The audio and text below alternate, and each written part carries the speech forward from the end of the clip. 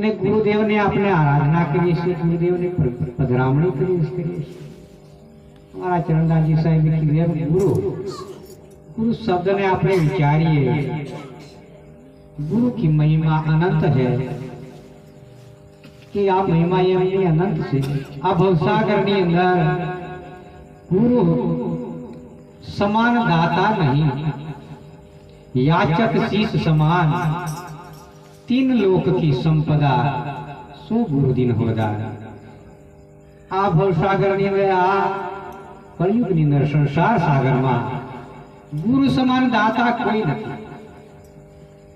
દાતારી જેણે જેણે કરી છે, પરંતુ એમાં ગુરુ સમાન દાતા નહીં કે આ દાતા જે છે એ આપણને આ ભવસાગરમાંથી જે સંસાર સાગરમાં મનુષ્ય જન્મ ધારણ કરીને આવેલા અને એને જ્ઞાન માર્ગ શબ્દ માર્ગ આપી વાણી આપી અને એને ભવસાગરમાંથી ઉગારવાનું કામ કરનાર જેને આ પંચ તત્વના સ્થૂળ દેહમાં રહીને સાર શબ્દનું જ્યારે જ્ઞાન આપે છે એવા ગુરુને અત્યારે અમારા જ્ઞાન મળી ધોધ પધારેલા બળદેવદાસ સાહેબ ના ચરણોમાં કોટી વાર બંદગી છે। સત કૈવલ કરુણાસાગર ભગવાનના ઉપાસી સદગુરુ કબીર સાહેબના જ્ઞાન પ્રચારક તેમજ આપણા ગુજરાતી ભાષા કહીએ, ગુજરાતી વાણી કહીએ, સરળ શબ્દોથી એમણે સત્સંગ ધારા સમજાવનારી વાત છે। બળદેવદાસ સાહેબ તેમજ અમારા ચરણદાસજી સાહેબ સૌના ચરણોમાં કોટી વાર બંદગી છે। તો આપણા અગાઉ અમારા सत्संग सभा कहिए जीवना अध्यक्ष स्थाने रणछोड़दास साहेब ना चरणों में वंदन है। जेमने जिज्ञासा जागे भाव जागे त्यारे एमां की वस्तु प्राप्त थाय। अपने ज्यां आपणे विवेकदास साहेब के આપણે જ્યાં ખેતી કરવાની છે, કમાણી કરવાની છે, તો એનો સીઝન અને એનો બધું એનો રાગ આવે અને તેવી જમીન પણ માવજત કરવા પડે ત્યારે એમાં સારી વસ્તુ પાકે। અને જ્યાં ત્યાં આવા સંત મહાપુરુષોના શબ્દો છે, સંત મહાપુરુષોના જ્ઞાન ધારા છે, સત્સંગ ધારા છે, એ જ્યાં ત્યાં નાખવામાં નહીં આવે तो एमांथी कोई पण बीज उत्पत्ति थती नथी अने एने फळ प्राप्त थतुं नथी। तेथी विवेकदास साहेब के आ डोंगरा उपर साने खेड़ीए खाली माथा फोड़ीए मोग उभी वायु बसता के आपणे खेती करवानी छे तो एवा सारा खेतरमां साहेबे कीधुं के खेती भक्ति रूपी खेती करीए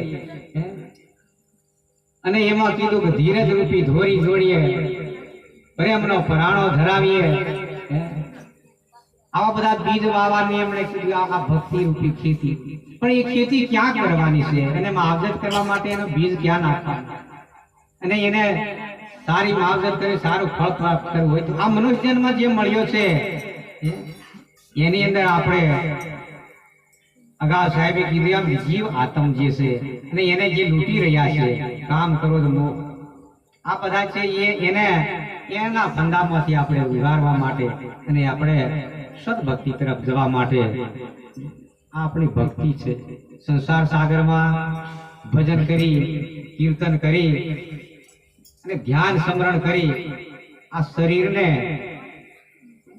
પરિપક્વ કરવાનું છે। પરિપક્વ કરવાનું પણ આમાં જે સુરતા છે, જે સદગુરુના દરબારમાં સદગુરુના નામમાં જે એને સ્મરણ કરવાનું છે तो एना तरफ लीजवा माटे आने आ मन ने थोड़ा गुरुना चरणों में राखवा क्यारे ज आपणुं कार्य थाय।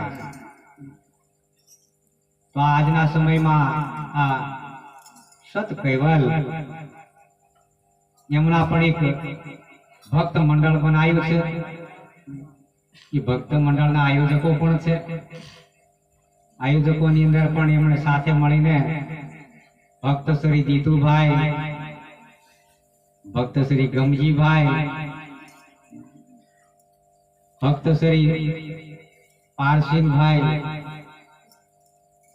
શૈલેષભાઈ, આ ભીખા સાહેબ કે પાછળ ભક્ત શ્રી ભીખાદાસ, એ બધા વહીવટમાં જ રહે, એ સેવામાં હજી ઓછું રહે, બીજું કામ વધારે.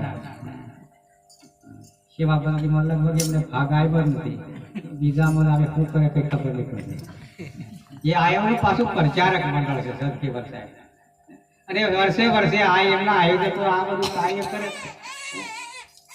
તો આ એમનો પણ ચરણોમાં વંદના છે. પરંતુ આ સાહેબ જે છે કે આપણે ભક્તિ કરવા માટે પહેલેથી જ્યારથી આપણે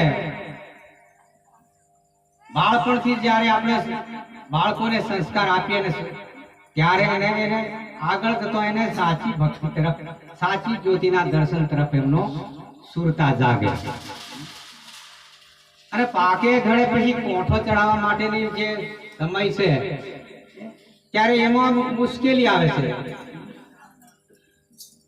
તો એને માટે પણ આપણે સચેત રહેવાનું. આપણું જે બાળપણ છે, યુવાવસ્થા છે, વૃદ્ધાવસ્થા છે, આપણી અવસ્થા બદલાતી રહે, અને એ અવસ્થાની અંદર આપણું શરીર છે એ બેહાલ થઈ જાય છે, તો આપણું સમરણ ભક્તિ થઈ શકતી નથી.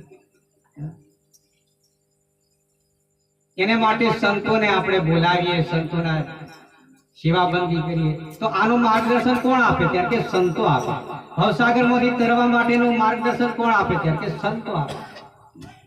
પણ સંતોને બોલાવવા માટેની આટલી બધી વ્યવસ્થા કરવી પડે, એમને બેસાડવા માટે આવી યુક્તિ બનાવવા પડે, અને ત્યારે સંતો આપણે ત્યાં પધારે. તો આપણે અગાઉ અમને એક ભજન માટેનું પણ આહવાન કર્યું છે, પણ આપણે આ સંતોની જે દયા દ્રષ્ટિ કેવી છે, સંતની પરિક્રમા કેવી છે, એને પણ આપણે એક વાણી